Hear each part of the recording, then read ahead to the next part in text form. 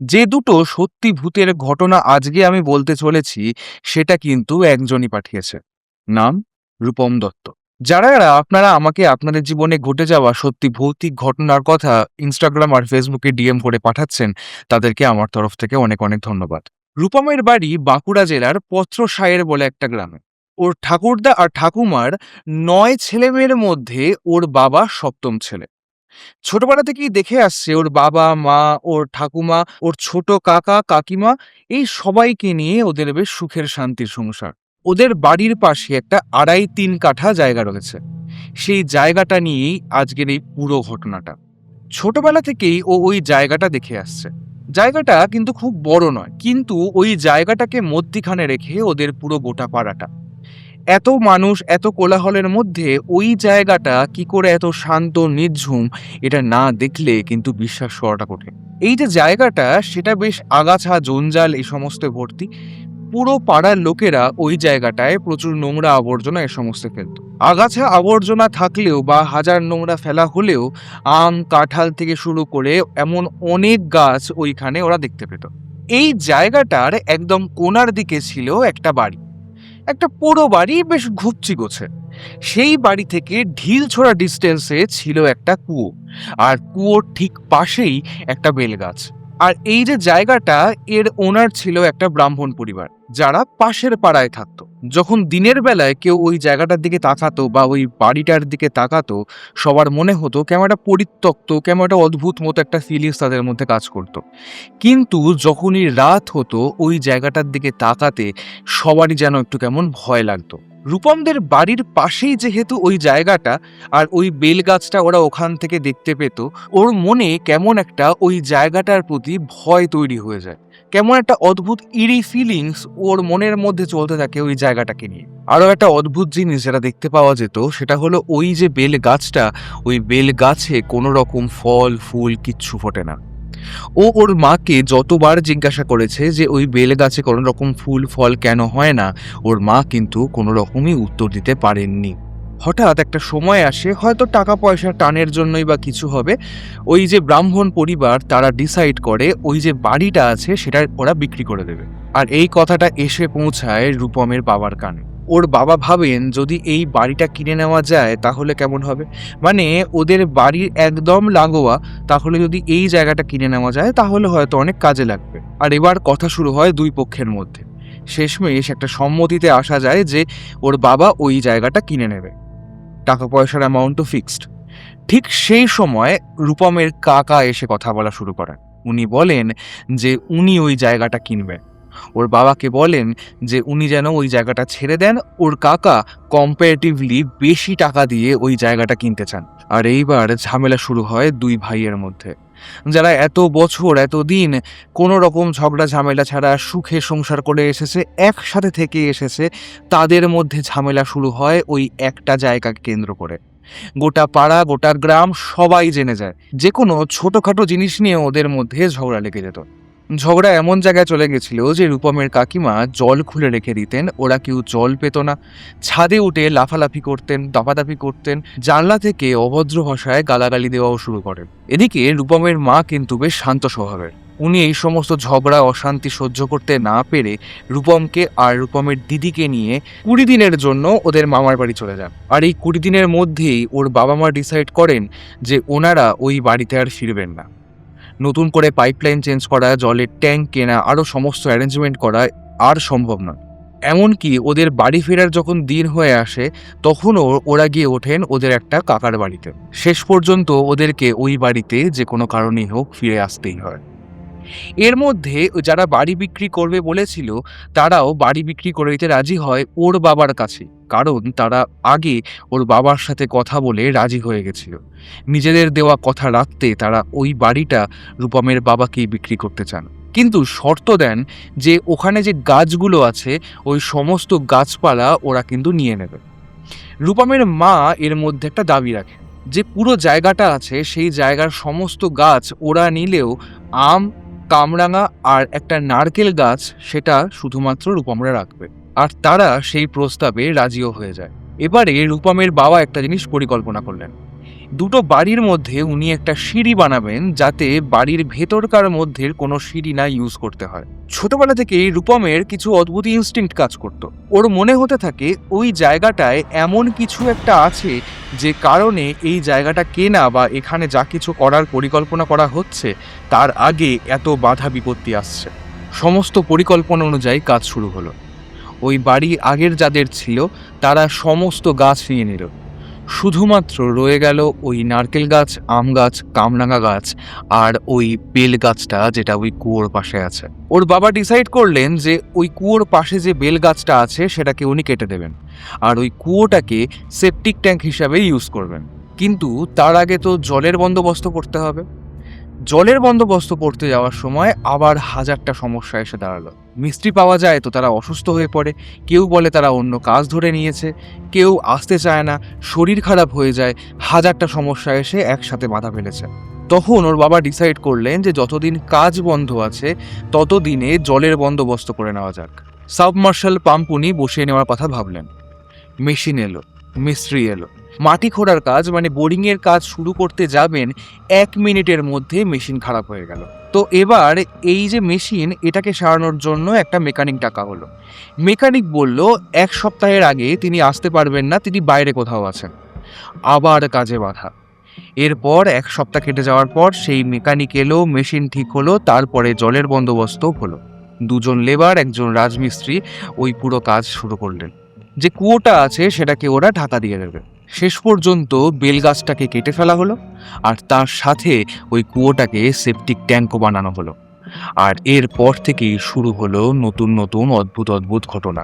যে কামরাঙা গাছটা ওদের ছিল, সেই কামরাঙা গাছে প্রচুর টিয়া পাখি এসে বসতো। সারাটা দিন টিয়া পাখির ডাকে জায়গাটা মুখর হয়ে থাকতো। হঠাৎ করে সমস্ত টিয়া পাখি আসা বন্ধ করে দিল। তার সাথে রাত্রিবেলা করে কাক ডাকার আওয়াজ শুরু হলো ওখানে। একটানা তারস্বরে কাক ডেকেই যেত। একদিন রাত্রি 10:30 বাজে হঠাৎ করে কামরাঙা গাছে এক ঝাঁক কাক উড়ে এসে বসলো। একটানা সেই কাকগুলো ডেকেই চলেছে। এরপরে ওর বাবা পাড়ায় গিয়ে একদিনকে বলেন, রাত্রিবেলায় কাকগুলো এসে প্রচণ্ড চিৎকার চেঁচামেচি করছে, আপনাদের হয়তো খুব অসুবিধা হচ্ছে। পাড়ার লোক জানায় তারা রাত্রিবেলায় কোনো কাকের ডাক শোনেনি। এইবার আরেকটা অদ্ভুত জিনিস শুরু হলো। রূপমের মা কোনোদিনই কোনো কাজ ফেলে রাখতেন না, সমস্ত কাজ যে সময় সেই সময় শেষ করে রাখতেন। তিনি হঠাৎ করে চুপ করে গেলেন। সারা দিন গুম হয়ে বসে থাকতেন, রান্না পুড়িয়ে ফেলতেন, দুধ পুড়িয়ে ফেলতেন, কোনো কাজ করতেন না, সারা দিন এক জায়গায় বসে আছেন। এরপর ওর বাবা একটা অদ্ভুত জিনিস নোটিস করলেন, ওর মায়ের স্বভাবের অদ্ভুত পরিবর্তন দেখা গেছে। সারাদিনে কারুর সাথে কোনো কথাই বলতেন না, শুধুমাত্র সন্ধেবেলা যেই হতো অমনি উনি ছাদে উঠে যেতেন। প্রত্যেক দিন কেন যেতেন কেউ জানে না। রোজ ওর বাবা বাড়ি ফিরতেন সন্ধে 7টার সময়।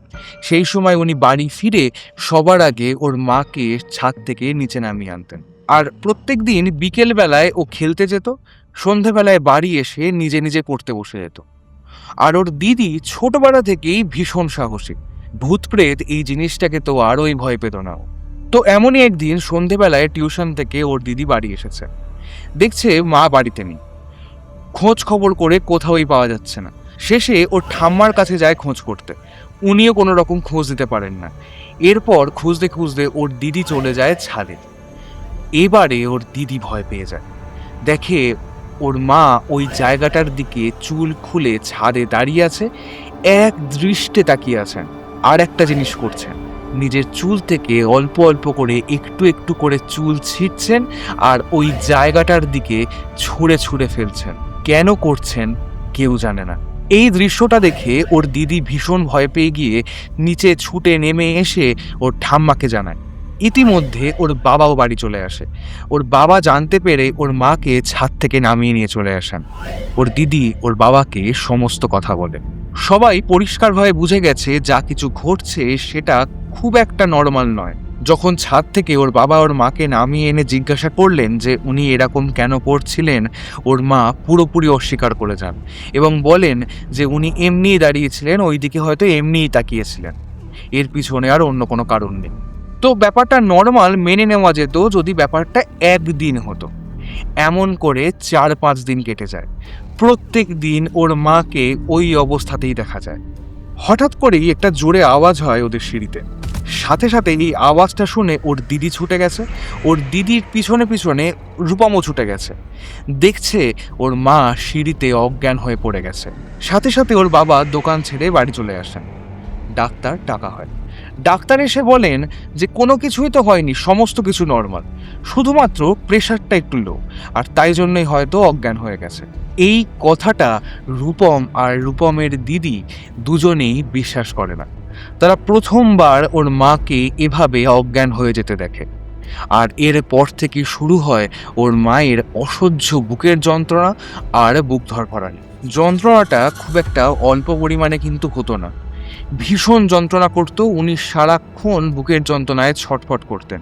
এমনই এক রাত্রিবেলায় রূপমের ঘুম ভেঙে যায়। ঘুম ভেঙে উঠে দেখে ওর দিদি আর ওর বাবা আগে থেকেই বিছানায় উঠে বসে আছে। ওর বাবা ওর মাকে জড়িয়ে ধরে বসে আছে। আচ্ছা, এর মধ্যে একটা জিনিস জেনে রাখতে হবে, সেটা হলো ওই ঘরের মধ্যে একটা খাটেই ওরা সবাই ঘুমাতো। যখন ও ঘুম থেকে উঠে জিজ্ঞাসা করে কি হয়েছে, তখন ও জানতে পারে ওর মা নাকি হঠাৎ করে ঘুমের মধ্যে বিছানায় ঠেলে উঠে বসে পড়ে এবং বসে বসেই বিছানাতে দুলছিলেন আর মুখে একটা অদ্ভুত আওয়াজ করছিলেন। যেদিন ওর মা প্রথমবার অজ্ঞান হয়ে যান, সেদিন থেকেই ওর যেন ওর মাকে কেমন একটা ভয় লাগা শুরু হয়। ওর মায়ের মধ্যেও কেমন অদ্ভুত একটা ঔদাসীন্য দেখা যেত। ধীরে ধীরে উনি যেন শুকিয়ে যেতে লাগলেন। আগে ওদের বাড়িতে প্রচুর বিড়াল আসতো, হঠাৎ করেই ওদের বাড়িতে বিড়াল আসাও বন্ধ করে দিল। প্রথমে টিয়া পাখি আসা বন্ধ হয়ে গেল, রাত্রিবেলায় কাক আসতো। ওর মায়ের ওই রকম একটা অদ্ভুত অবস্থা, বাড়িতে বিড়াল আসতো, সেটাও আসা বন্ধ হয়ে গেছে। অদ্ভুত একটা ভয়ঙ্কর পরিস্থিতি ওদের বাড়ির মধ্যে তৈরি হয়েছে, কিন্তু কেন হচ্ছে, কিভাবে হচ্ছে, কার জন্য হচ্ছে, এই সমস্ত ওরা কিছুই বুঝে উঠতে পারছে না। তার মধ্যে রূপমের বয়স কিন্তু তখন অনেকটাই কম। সারা রাত ধরে ওরা কাক ডাকার আওয়াজ পেত, আর ভোরবেলায় বিড়ালের মারামারির শব্দ ওরা একটানা পেতেই থাকে। এর মধ্যে ওর মায়ের বুকের যন্ত্রণা আরও বেড়ে গেল। ওদের ওখানের আশেপাশের শহরের যত নামি দামি ডাক্তার ছিল সবাইকে দেখানো হলো, কেউ কোনো রোগ ধরতে পারলেন না। ইসিজি করানো হলো যদি হার্টের কোনো প্রবলেম হয়, সেখানেও সমস্ত কিছু নর্মাল। এরপরে কলকাতায় নিয়ে আসা হলো, সেখানেও ডাক্তাররা কোনো কিছু ধরতে পারলেন না। যারাই দেখছেন তারাই বলছেন সমস্ত কিছু নর্মাল, কোনো প্রবলেম নেই। এরপর এই ঘটনা পৌঁছায় ওর দাদু দিদার কানে। এতদিন এই সমস্ত কিছু হচ্ছে, এই সমস্ত কিছুই জানতেন না ওনারা। ওর দিদাকে এ বাড়িতে ডেকে আনা হয় রূপমকে আর রূপমের দিদিকে দেখার জন্য। ওর বাবা সেই সময় ডিসাইড করেন যে ওর মাকে নিয়ে ভেলোরে যাবেন ডাক্তার দেখাতে।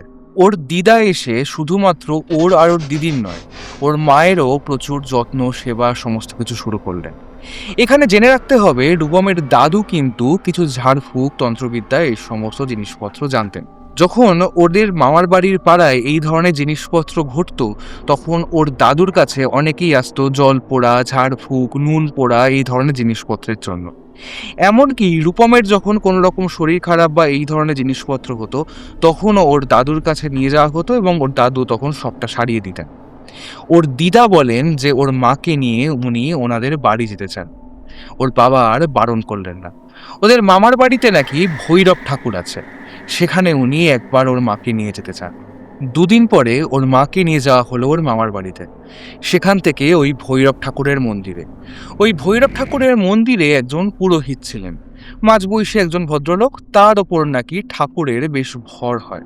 যে জায়গাটায় নিয়ে যাওয়া হলো সেখানে মন্দির বলতে সেরকম কিন্তু খুব একটা কিছু নেই। মাটির একটা জায়গা, তার উপরে ঠাকুর বসানো, ওপরে একটা ছোট শেড করা। পুজো শুরু হলো, ধূপ ধুনো দেওয়া হলো।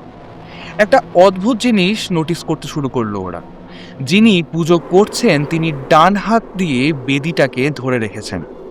খানিকক্ষণ পরে অদ্ভুতভাবে উনি কাঁপতে আরম্ভ করলেন, চোখ কপালে উঠে গেল। ধীরে ধীরে লোকটি শান্ত হন। শান্ত স্নিগ্ধ গলায় উনি ওর মাকে জিজ্ঞাসা করেন, তোমার কি হয়েছে, কোথায় অসুবিধা হচ্ছে? রূপমের মা ওনারা বুকের ব্যথা থেকে শুরু করে ডাক্তার দেখানো, তারা কোনো রোগ খুঁজে না পাওয়া, সমস্তটা বললেন। ওর দিদা বললেন ওদের বাড়িতে কি কি ধরনের জিনিসপত্র হচ্ছে সবকিছু। তখন ওই লোকটি রূপমের মাকে জিজ্ঞাসা করলেন, তোমার কটা ছেলে মেয়ে? রূপমের মা উত্তর দিলেন, দুটি। রূপমকে দেখিয়ে জিজ্ঞাসা করলেন, এটি তোমার ছেলে? ওর মা বললেন, হ্যাঁ। তখন লোকটি বলল যে তোমার বড় মেয়ে একজন আছে, তাকে তুমি বাড়িতে রেখে এসেছো, আর এটি তোমার ছোট ছেলে। তখন উনি উত্তর দিলেন, হ্যাঁ। এরপর উনি ওর মাকে বললেন যে তোমার দু হাতের বুড়ো আঙুল দেখা। ওর মা সেটাই করলেন। উনি একটা তেলের মতো কিছু নিয়ে ওর মায়ের দুই বুড়ো আঙুলে লাগিয়ে দিলেন, দিয়ে বললেন, দেখো এবারে ওই বুড়ো আঙুলের দিকে তাকিয়ে কিছু দেখতে পাচ্ছ কিনা।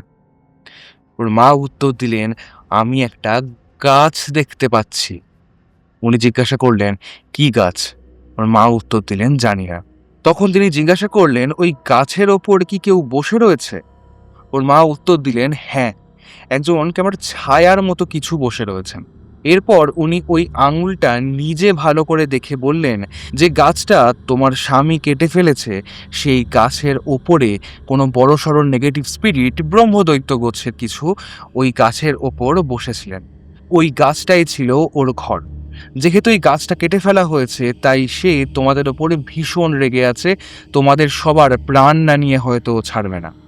তাই তোমার এই এত বুকের যন্ত্রণা হচ্ছে, কোনো ডাক্তার ধরতে পারছে না, কোনো ডাক্তারের ধরার জিনিসই এটা নয়। তিনি আরও বললেন যে ওই নেগেটিভ স্পিরিটটা এই মুহূর্তে ওর মায়ের শরীরের মধ্যে আছে।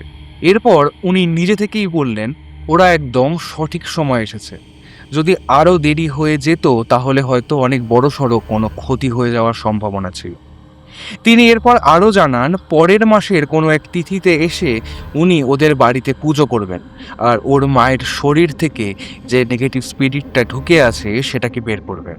আর এর মধ্যিখানে যে 15টা দিন আছে, সেই 15টা দিন যাতে কোনো রকম অসুবিধা না হয়, তাই অষ্টধাতুর একটা মাদুলি উনি করে দিলেন। সেই মাদুলির মধ্যে ফুল, বেলপাতা এরকম বেশ কিছু জিনিসপত্র ঢুকিয়ে দিলেন। বললেন যেন এই মাদুলি না খোলা হয়। আর তার সাথে পুজোর জন্য যে জিনিসপত্র লাগবে তার একটা লম্বা লিস্ট ওদের ধরিয়ে দেওয়া হয়।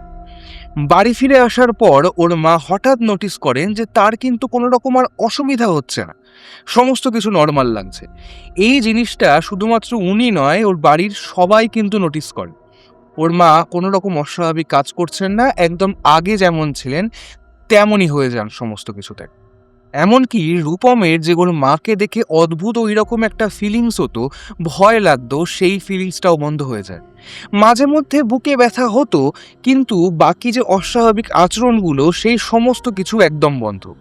কিন্তু বাড়িতে যে অস্বাভাবিক জিনিসপত্রগুলো ঘটছিল, কাক ডাকা, বিড়ালের চিৎকার, অদ্ভুত অদ্ভুত জিনিসপত্র যা কিছু, সেই সমস্ত কিছু কিন্তু চলতেই থাকে। ওরা অপেক্ষা করে কবে ওই নির্ধারিত সময় আসবে, উনি এসে পুজো দেবেন, বাকি সমস্ত কিছু আবার আগের মতো হয়ে যাবে। যে সময় মন্দিরের পুরোহিত ওদের বাড়িতে আসবেন বলেছিলেন, সেই সময় উনি কিন্তু আসলেন। পুজোর সমস্ত সরঞ্জাম, সমস্ত কিছু শুরু হলো। বাড়ির চারপাশে উনি প্রথমে একটু জল ছিটিয়ে দিলেন। রূপম ওই বয়সে যতটুকু বুঝতে পেরেছিল, ওর মনে হয়েছিল গৃহবন্ধন গোছের কিছু একটা ওই সময় হয়তো করা হলো। আর তারপর শুরু হলো পুজো। পুজো চলাকালীন রূপম একটা অদ্ভুত জিনিস কিন্তু নোটিস করে। ও দেখে পুজোর সময় ওর মা অদ্ভুতভাবে নেতিয়ে পড়ে যাচ্ছেন। ঘরের মধ্যে আবহাওয়া যেন আস্তে আস্তে চেঞ্জ হয়ে যাচ্ছে। ঘর আস্তে আস্তে একদম ঠান্ডা হয়ে যাচ্ছে। আকাশে মেঘ জমা শুরু হয়ে গেল। এমন একটা অদ্ভুত পরিস্থিতি তৈরি হলো, যেটা হয়তো মুখে বলে বা লিখে ডেসক্রাইব করা যায় না, ওটা চোখেই দেখে বুঝতে হয়। আর এমন সময় হোমযজ্ঞ শুরু হলো। ওর মায়ের গলা থেকে ওই মাদুলিটা খুলে নিয়ে যজ্ঞটা করা শুরু হয়েছিল। আস্তে আস্তে ওর মায়ের বিহেভিয়ারে চেঞ্জ আসতে শুরু করে। অস্বাভাবিক জিনিসপত্র করতে শুরু করেন উনি। প্রচণ্ড জোরে ওরে নিঃশ্বাস নিতে শুরু করেন, হাঁপিয়ে যাচ্ছেন মনে হচ্ছে। এমন সময় ওর মা ওর বাবার দিকে তাকিয়ে চিৎকার করে ওঠেন, তুই আমার জায়গায় কেন এসেছিস? বেরিয়ে যা এখান থেকে, এটা আমার জায়গা। তুই আমার জায়গা থেকে আমাকে তাড়াতে চাইছিস? শেষ করে দেবো আমি তোকে। এখানে যারা যারা আমাকে এখান থেকে তাড়াতে চাইছে, তাদের প্রত্যেককে আমি শেষ করে দেবো।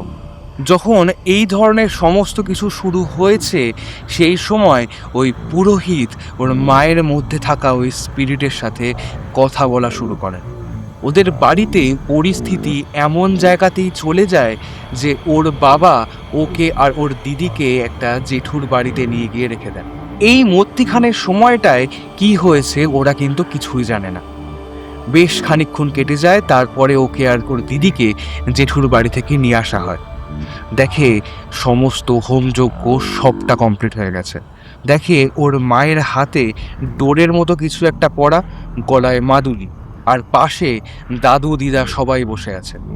এই সময় ওই পুরোহিত ওর বাবাকে জিজ্ঞাসা করেন, এই যে ঠাকুর, ও দেখতে পায় কিছু একটা ঠাকুরের মতো কিছু একটা রাখা আছে। জিজ্ঞাসা করে, এই ঠাকুর কি আপনারা বাড়িতে রাখবেন নাকি এটা বিসর্জন দিয়ে দেবেন? কারণ যদি এই জিনিসটাকে বাড়িতে রাখা হয় তাহলে বেশ কিছু কিন্তু নিয়ম পালন করতে হবে। ওর বাবা বলেন, যদি এটাকে বিসর্জন দিয়ে দেওয়া হয় তাহলে সব থেকে ভালো। সেটাকে বিসর্জন দেওয়াও হয়। সাথে সাথে অদ্ভুত জিনিসপত্র হতে থাকে। যে কালো করে মেঘ করে এসেছিল সেটা নিজে নিজে কেটে যেতে থাকে। যে একটা গুমোট আবহাওয়া তৈরি হয়েছিল সেটাও নিজে নিজে ঠিক হয়ে যায়। যা কিছু জিনিসপত্র এতক্ষণ ধরে ঘটছিল এর কোনো সায়েন্টিফিক এক্সপ্লেনেশন আজ অবধি রূপমের কাছে কিন্তু নেই। এরপর ওই ঠাকুর মশাই দক্ষিণা নিয়ে বিদায় নিলেন। যাওয়ার সময় বলে গেলেন, কোনো একটা দিন এসে ওই ঠাকুর মন্দিরের ওখান থেকে খিচুড়ি ভোগ খেয়েছেও। এরপর থেকেই ওর মায়ের ব্যবহারে আমূল পরিবর্তন আসে। বুকের ব্যথাটা হঠাৎ করেই একদমই উধাও, কোনো রকম আর একদম অসুবিধা হচ্ছে না। ওর মায়ের সমস্ত কিছু নর্মাল। ওদের বাড়িতে যা কিছু ঘটছিল, আশেপাশে যা কিছু ঘটছিল, সমস্ত কিছু আগের জায়গায় ফেরা শুরু হয়। কিন্তু গল্প এখানেই শেষ নয়। এর কিছুদিন পরে ওর বাবা খবর পান যে লেবার এসে ওই গাছটা কেটেছিল সে হঠাৎ করেই আত্মহত্যা করেছে। কোথাও কিছু নেই, কোনো কারণ নেই, হঠাৎ করে গলায় দড়ি দিয়ে ঝুলে পড়েছে।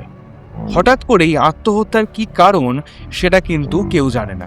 কিছুদিন পরে আরও একটা খবর ওদের কাছে আসে। যে নেগেটিভ স্পিরিটটা ওদেরকে অ্যাটাক করেছিল সেই নেগেটিভ স্পিরিটটা ওই ব্রাহ্মণ বাড়িরই একজন, যারা ওদের কাছে ওই জমি জমা সমস্ত কিছু বিক্রি করেছিল। যখন উনি বেঁচে ছিলেন তখন পেশায় তিনি ডাক্তার ছিলেন। মৃত্যুর পরে উনি এসে ওই বেলগাছে এসে বসেন। যখন এই বেলগাছটা কেটে ফেলা হয় তখন সে এসে ওর মায়ের ওপর চেপে বসে। যেহেতু উনি পেশায় ডাক্তার ছিলেন তাই ওনার টাকা পয়সার খুব একটা অসুবিধা ছিল না। দেশ বিদেশ থেকে বিভিন্ন জায়গা থেকে বিভিন্ন রকমের গাছ এনে তিনি ওই জায়গায় পুঁতেছিলেন বাগান করবে বলে। মৃত্যুর পর সেইখানেই উনি থেকে গেছিলেন। আর এই সমস্ত কথা ওরা জানতে পেরেছিল কারণ ওর দাদু এই সমস্ত কিছু নিয়ে প্রশ্ন করেছিল ওদের বাড়িতে যে পুজো করতে এসেছিল সেই পুরোহিত মশাইকে। সেই পুরোহিত মশাই এই সমস্ত কথা কনফার্ম করেন। কিন্তু এই সমস্ত কিছুর পরেও রূপমের মনে একটা প্রশ্ন আজও থেকে গেছে, আদৌ কি ব্রহ্মদৈত্য বা এরকম নেগেটিভ স্পিরিট বলে কোনো কিছু হয় যে ছিল ওখানে? যদি নাও থাকে তাহলে যা কিছু ছিল যে কোনো কারণেই হোক ওর মা ভীষণভাবে যে এফেক্টেড হয়েছিল এটা তো সত্যি কথা। আর ওই পুজো বা ওই যজ্ঞের পর সমস্ত কিছু নর্মালও হয়ে গেল কেমন করে, যদি কিছু নাই ঘটে থাকে তো, যদি কিছু নাই থেকে থাকে তো। তো ভাই বলো তোমাদের কেমন লাগলো এই পুরো ঘটনাটা শুনে, প্লিজ কমেন্ট করে জানাও। আর এরপরে আমরা বলছি নেক্সট ঘটনা। যখন এই ঘটনাটা হয় তখন 2023 সাল, মানে আজ থেকে বছর 3 আগে। তখন সবে সবে বেঙ্গালুরুতে ও ওর ব্যাংকের প্রফেশনাল অফিসার হিসাবে ট্রেনিং নিতে গেছে। সেখানে ওদের ব্যাংকের নিজস্ব একাডেমিও আছে। সেখানে যাওয়ার 2 মাসের মধ্যে ওর সাথে একটা মেয়ের সম্পর্ক তৈরি হয়। মেয়েটি তেলেগু ভাষায় কথা বলে। মেয়েটির নাম সুষমা। যে জায়গাটায় ও স্পেসিফিক্যালি ট্রেনিংটা করতো সেই জায়গাটার নাম হলো চোক্কানহালি। প্রত্যেক রবিবার ওদের দুজনের কিছু না কিছু একটা প্ল্যানিং থাকতোই। কখনো ঘুরতে যাওয়া, কখনো একসাথে বসে সময় কাটানো, খুব দারুণ ওদের সময় কাটছিল। ঘটনা শুরু হয় এইরকমই কোনো একটা রবিবারে। ওদের যে একাডেমিটা ছিল সেই একাডেমিটা ছিল চোক্কানহালি IBM অফিসের ঠিক উল্টো দিকে। ওদের অফিস থেকে প্রায় 1 কিলোমিটারের ডিস্টেন্সে একটা লেক পার্ক ছিল, নাম চোক্কানহালি লেক পার্ক। হঠাৎ ওরা একদিন ডিসাইড করে ওই যে লেক পার্ক আছে তার পাশে একটা বালাজি মন্দির আছে, ওখানে ওরা পুজো দেবে। সকাল সকাল ওরা বেরিয়ে পড়ে পুজো দেওয়ার জন্য। পুজো দিতে গিয়ে যখন ওরা ওই মন্দিরের সামনে পৌঁছায়, দেখে গেট বন্ধ হয়ে আছে। এবারে ওই মন্দিরের সামনে গিয়ে ওর একটা অদ্ভুত ফিলিংস হয়। রূপম কোনো রকমভাবে ওই মন্দিরের কাছে গিয়ে কোনো ডিভাইন এনার্জি ফিলই করতে পারছিল না। এদিকে রূপমের বেশ কিছু মন্দিরে যাওয়ার কিন্তু এক্সপিরিয়েন্স আছে। কোনো কোনো মন্দিরে খুব ডিভাইন এনার্জিও ফিল করতে পারে, আর কোনো কোনো মন্দিরে সেটাও পারে না।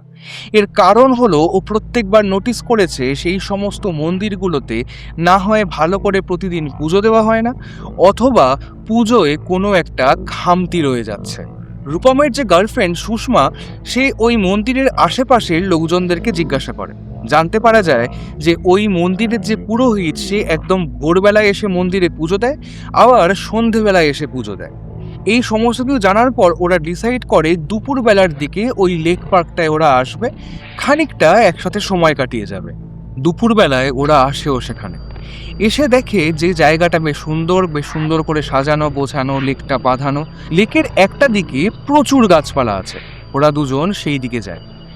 গিয়ে বুঝতে পারে যে জায়গাটায় এত বেশি গাছপালা আছে সেই জায়গাটা অ্যাকচুয়ালি একটা কবরখানা।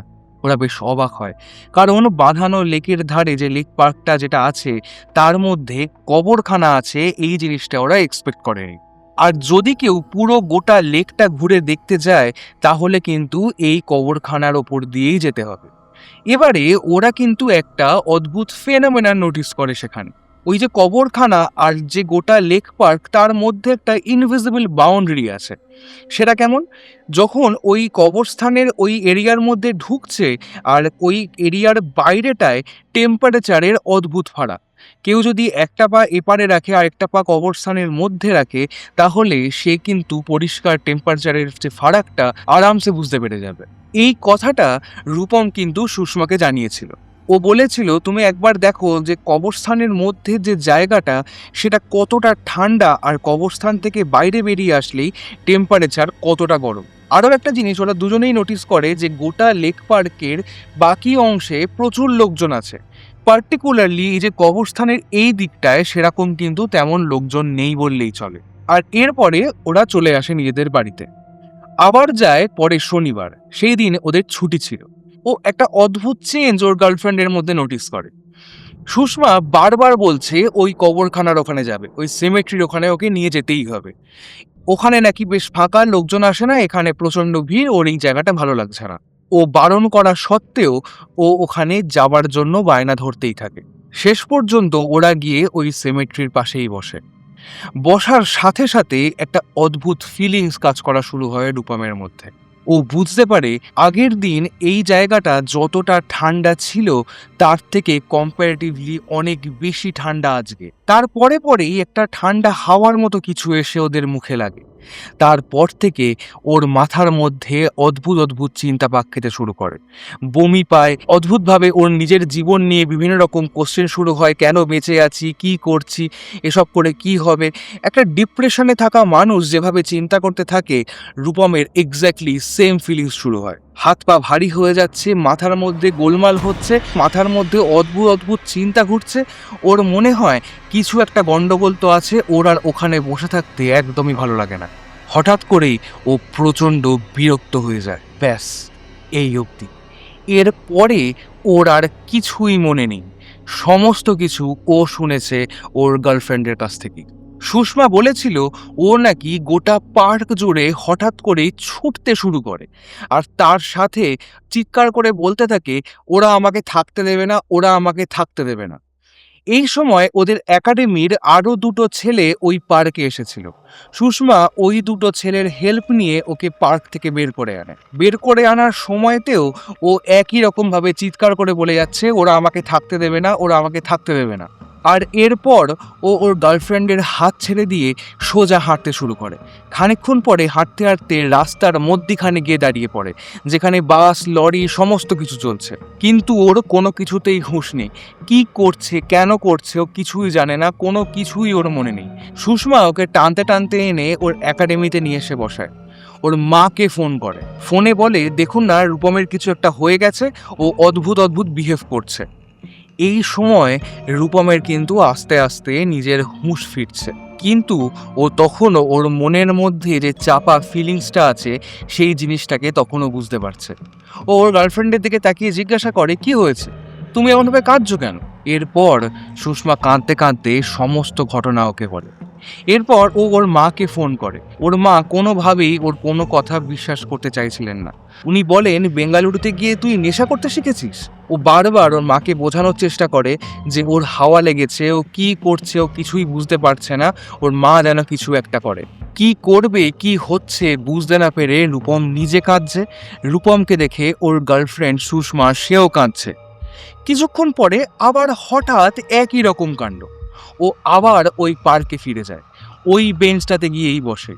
3 ঘন্টা একটানা পাথরের মতো ওই বেঞ্চেও বসেই আছে। সুষমা ওকে অনেকবার তুলে নিয়ে যাওয়ার চেষ্টা করেছে, অনেকভাবে অনেক কিছু করার চেষ্টা করেছে, কোনোভাবেই কোনো ফল হয়নি। যখন ওর হুঁশ ফেরে তখন রাত্রির 9:11 বাজে। রাত্রি 9:10 নাগাদ ওদের একাডেমিতে ডিনারের সমস্ত বন্দোবস্ত শেষ হয়ে যায়। তাই ও সুষমাকে নিয়ে কোথাও বাইরে ডিনারে চলে যায়। ডিনার করতে গিয়ে ওর গার্লফ্রেন্ড ওকে একটা কথা বলে, ও যেন ওর ঘরে গিয়ে নুন জলে স্নান করে। যারা এরকম প্যারানর্মাল অ্যাক্টিভিটির সঙ্গে যুক্ত তারা বলেন যে কোনো রকম নেগেটিভ এনার্জি যদি থাকে তাহলে যদি নুন জলে স্নান করা হয় তাহলে নুন জল নাকি এই নেগেটিভ এনার্জি টেনে নেয়। খাওয়া দাওয়া শেষ হওয়ার পর ওরা যে যার নিজেদের জায়গায় ফিরে যায়। এবারে রূপম যখন নিজের ঘরে এসেছে তখন তো আর স্নান করার মতো ভাবে জল নেই, তাই খাওয়ার জন্য যে জল দেওয়া হতো সেই গরম জলের মধ্যেই নুন দিয়ে রূপম স্নান করে নেয়। কিন্তু এই সমস্ত কিছুর পরেও ও জানতো আরও কিছু সামনে ঘটতে চলেছে। এদিকে রূপমের যে রুমমেট ছিল সে সারা রাত জেগে জেগে পড়াশোনা করত, কিন্তু রূপম যথেষ্ট টায়ার্ড থাকায় ও তাড়াতাড়ি ঘুমিয়ে পড়ে। পরের দিন সকালবেলায় যখন উঠে ও ক্লাসের জন্য রেডি হচ্ছে সেই সময় ওর রুমমেট ওকে একটা কথা বলে। ও বলে, তুই সারা রাত কি বলছিলিস? ফিসফিস করে কিছু একটা কথা বলছিস, প্রথমে শুয়ে শুয়ে কথা বলছিস, তারপর ওইখানে উঠে দাঁড়িয়ে কিছু বলছিস, হাঁটছিস আর কথা বলছিস, কি বলছিস কিচ্ছু বুঝতে পারছি না। কিন্তু তোকে যখন তোর নাম ধরে ডাকলাম তখনও তুই কোনো উত্তর দিলি না। এই কথাগুলো শুনে ও কিন্তু যথেষ্ট অবাক হয়ে যায়, কারণ ওর রাত্রিবেলাতে কি ঘটেছে না ঘটেছে, ও আদৌ এই সমস্ত কিছু করেছে কিনা ওর কিছুই মনে নেই। ক্লাসে গিয়েও ক্লাসে আর কোনো রকম মন বসে না ওর। সুষমা ওর সাথে কথা বলতে আসে, তখনও ও উত্তর দেয় না কোনো কিছু। কারুর সাথেই কথা বলতে ওর ভালো লাগছে না। সারা দিন একটা অদ্ভুত ঔদাসীন্য কাজ করছে ওর মধ্যে। আর এর মধ্যে ওর দুটো ক্লোজ ফ্রেন্ড এসে ওকে ডেকেওছে। ও নাকি তাদের ডাকের কোনো উত্তর দেয়নি। এবার ও সত্যি জানেও না যে আদৌ ওর দুটো যে ক্লোজ ফ্রেন্ড তারা এসে ওকে ডেকেছিল কিনা। সারাদিন ও যেন একটা অদ্ভুত অবচেতনের মধ্যে ঢুকে আছে, একটা অদ্ভুত ট্রান্স সিচুয়েশনের মধ্যে ও ঢুকে আছে। কি হচ্ছে কিছুই মনে থাকছে না, সারাক্ষণ যেন অদ্ভুত নিজের একটা চিন্তার মধ্যেও ঢুকে আছে। আর এমন কি সারা দিন কেটে যাওয়ার পর যখন রাত হয়েছে তখনও এমন অবস্থা। সুষমা এসে ওকে বলছে, তুমি পুরোটা বদলে গেছো, এমন অদ্ভুত আচরণ কেন করছো? ও নিজেই কোনো উত্তর দিতে পারেনি। চেষ্টা করছিল আগের মতোই যেমন স্বাভাবিক কথাবার্তা বলার, সেরকমভাবেই আচরণ করার, কিন্তু পেরে উঠছিল না। রূপমের কনস্ট্যান্ট মনে হতে থাকে ও যেন স্বাভাবিক আচরণ করার অভিনয় করে যাচ্ছে। ও নিজেকে বোঝানোর চেষ্টা করছে, ওর গার্লফ্রেন্ডকে বোঝানোর চেষ্টা করছে সমস্ত কিছু ঠিক আছে, কিন্তু ও ভেতর থেকে নিজে জানতো যে কিছু একটা গন্ডগোল তো হয়েছে। সেদিন রাত্রিবেলায় ও যখন ঘুমিয়ে পড়ে একটা অদ্ভুত স্বপ্ন দেখে ও ওই সেমেট্রিতে ওই বেঞ্চটাতেই বসে আছে, আর সেইখানে একটা ছেলে ওর সামনে দাঁড়িয়ে আছে। সে চিৎকার করে কিছু একটা বলার চেষ্টা করছে, কিন্তু ভাষাটা রূপম কিছুতেই বুঝতে পারছে না। কিন্তু বিহেভিয়ার বা কথা বলার স্টাইল দেখে ও বুঝতে পারে ছেলেটা ওকে হয়তো গালিগালাজ করছে। এইভাবে 3-4 দিন চলতে থাকে। ও ওই ট্রান্স থেকে কোনোভাবে যেন বেরিয়ে আসতেই পারছে না। এরপর যখন এই সমস্ত জিনিসপত্র একটু কমে, ও তখন সুষমাকে ডেকে সমস্ত কথা বলে। সুষমার কাছ থেকে সমস্তটা শোনে যে ও এই 3-4 দিন ধরে কি করেছে। সমস্তটা শোনার পর ওরা দুজনে মিলে ডিসাইড করে যে ওই সেমেট্রিতে ওরা আবার যাবে, গিয়ে ক্ষমা চেয়ে আসবে। এবার সেটা করেও ওরা একদিন রবিবার গিয়ে 4টে ভাষায় ও গিয়ে ক্ষমা চায়, হিন্দি, ইংরাজি, বাংলা আর কন্নড়। যে 4টে ভাষা ও রপ্ত করতে পেরেছিল সেই 4টে ভাষাতেই ও গিয়ে সেখানে সরি বলে আসে। ওদের দুজনের মনে হয়েছিল যদি এইটা করার পর এই সমস্ত জিনিসপত্র একটু কমে। এরপর থেকে ওরা আর কোনোদিন ওই জায়গাটায় যায়নি। ধীরে ধীরে ও নিজের স্বাভাবিক জীবনে ফিরে আসে। এরপর 20-25 দিন কেটে গেছে, সমস্তটা প্রায় স্বাভাবিক। ও আবার একটা স্বপ্ন দেখে, একটা মুসলিম ছেলেকে নিয়েও স্বপ্ন দেখে। ছেলেটা একটা কালো লুঙ্গি পরে দাঁড়িয়ে আছে, মাথায় কালো টুপি। ছেলেটা গোটা স্বপ্ন জুড়ে ওর দিকে একটানা তাকিয়ে আছে। সেই একই সেমেট্রি, সেই সেমেট্রির একই গাছ, সমস্ত কিছু একরকম। এরপর সে অর্থে ওর সাথে আর আনইউজুয়াল সেরকম কিন্তু কিছু ঘটেনি। সুষমা ওর হাতে একটা কালো রঙের ডোর বেঁধে দিয়েছে, বলেছিল এটা যেন ও আর কোনোদিন না খোলে। এবার এতদিন তো ওর প্রফেশনাল লাইফে বেশ কিছু প্রবলেম এসেছিল, এইবার শুরু হয় ওর পার্সোনাল লাইফের প্রবলেম। ওর আত্মীয় স্বজন, বন্ধু বান্ধব সবার কাছ থেকেও একটা অদ্ভুত কথা শুনতে শুরু করে। ও যেন সুষমার প্রতি অদ্ভুতভাবে একটু বেশি আসক্ত হয়ে পড়েছে, আর এই জিনিসটা ও কিন্তু নিজে বুঝতে পারতো না। তার সাথে আরও একটা জিনিস নোটিস করে যে ওর শরীর ভীষণভাবে খারাপ হতে থাকছে। যে ইনার গার্মেন্টস ও ইউজ করতো তার মধ্যে অদ্ভুতভাবে কোনো কারণ ছাড়া অসংখ্য ফুটো দেখা যেত। ও বাড়ি চলে আসার পরেও যখন খালি গায়ে থাকতো, ওর মা বলতো ওর পিঠে নাকি অদ্ভুত আঁচড়ের দাগ দেখা যাচ্ছে। ও কিন্তু কোনোভাবেই এই সমস্ত জিনিসপত্র খুব একটা মাথায় নিত না। 1 মাস কেটে গেছে। হঠাৎ করেই সুষমার সাথে ওর প্রচণ্ড ঝগড়া ঝামেলা শুরু হয়। শেষ পর্যন্ত আর টিকল না সম্পর্কটা। রূপম ওই সম্পর্কটা ভেঙে দিতে বাধ্য হলো। সম্পর্ক ভেঙে যাওয়ার পরেই ওর হাতে যে কালো ডোরটা ছিল, সেই কালো ডোরটা ও খুলে ফেলে। খুলে ফেলার পরই ওর মনে হলো ও শরীরের ওপর থেকে যেন একটা বিরাট বোঝা নেমে গেল। যে মুহূর্তে ওই হাতের দড়িটা খুলে ফেললো, তারপর থেকে ওর যে গার্লফ্রেন্ডটা ছিল তার সাথে যা কিছু অ্যাটাচমেন্ট ছিল সেটা যেন সাথে সাথে বন্ধ হয়ে গেল। এক মুহূর্তের মধ্যে সমস্ত টান, সমস্ত অ্যাটাচমেন্ট সবটা শেষ। যখন ও নিজের ক্লোজ লোকজনদেরকে এই ঘটনাগুলো বলেছে, তারা সবাই বলেছে এই যা কিছু ঘটেছে এর পিছনে ওই মেয়েটারই হাত আছে। হয়তো ওই মেয়েটা কালো জাদু করেই বা অন্য কোনো উপায়ে ওকে নিজের বশে রাখতে চেয়েছিল। কিন্তু রূপমের মনে হয়তো আজও ডাউট আছে, আদৌ কি সত্যি কালো জাদু ছিল? আদৌ কি অন্য কিছু ঘটেছিল? নাকি ওই যে লেক পার্কটায় ওরা গেছিল, তার সেমেট্রিতে যাওয়ার পর থেকেই সমস্ত কিছু বদলে গেল? এই সমস্ত কিছুর কোনোটাই ও কিন্তু নিশ্চিতভাবে জানে না। শুধু একটা জিনিসই ও জানে, ওই চোক্কানহালি লেক পার্কে যাওয়ার আগে আর ওখান থেকে ফেরার পরের দুটো মানুষ কমপ্লিটলি কিন্তু আলাদা ছিল। তো ভাই বলো, তোমাদের কেমন লাগলো দুটো ঘটনা? প্লিজ কমেন্ট করে জানাও। আর নেক্সট ঘটনা খুব শিগগিরই আসছে। Free audio post production